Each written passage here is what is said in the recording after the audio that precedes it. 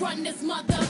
Who run the world? Girls. Who run the world? Girls. Babae man na nagpapatakbo sa mundo, hindi pa rin natin kayang baliktarin ang epekto ng gravity, lalo na kung marami tayo sa iisang grupo.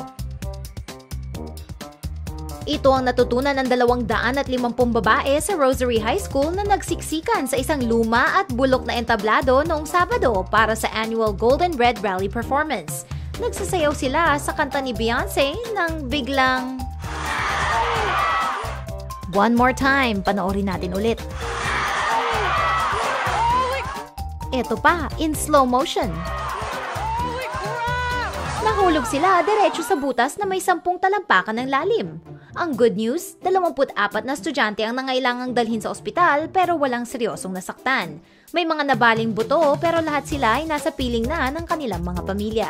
Iniimbestigahan ngayon ang dahilan ng pag-collapse ng stage at malamang ay natuto na ang lahat na nakasaksi sa mga pangyayari na hindi magandang ideya ang hayaan ng 250 babae na nagsasayaw sa nag-iisang entablado.